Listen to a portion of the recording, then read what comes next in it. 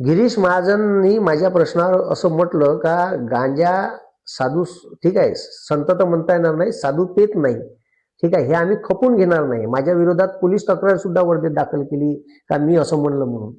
तर मी 10 लाख रुपयाचं बक्षीस लावतो. किती लाखाचं? 10 लाखाचं. नाशिकच्या कुंभमेळ्यात 10 लाख गिरीश महाजनांनी हारावे, नाही तर मी हारतो, नाही तर यायनं सत्ता सोडावी. जर तिथं गांजा फुकणारे जर साधू मिळाले नाही, किती? 10 लाख नाही, सत्ता सोडा लागणे यायले.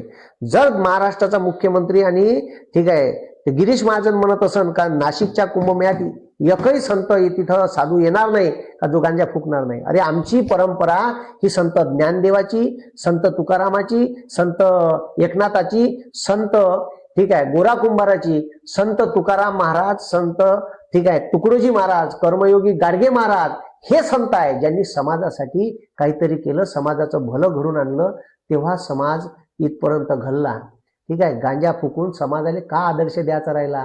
आणि त्या कुंभमेळ्यातून समाजासाठी का भेटणार? माझा कुंभमेळा घ्यायला विरोध नाही, पण झाडं कापू नये आणि 25,000 करोड एवढा अवाढव्य खर्च कुंभमेळ्यावर करण्यापेक्षा पोट्याचं भवितव्य जास्त महत्वाचं आहे, त्याच्यावर खर्च करावा.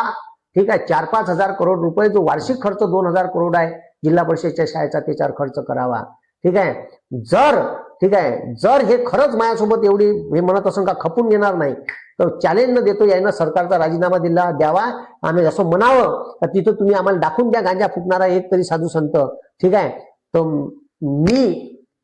मी 10 लाख रुपये हारीन, यानं सरकार सोडावं.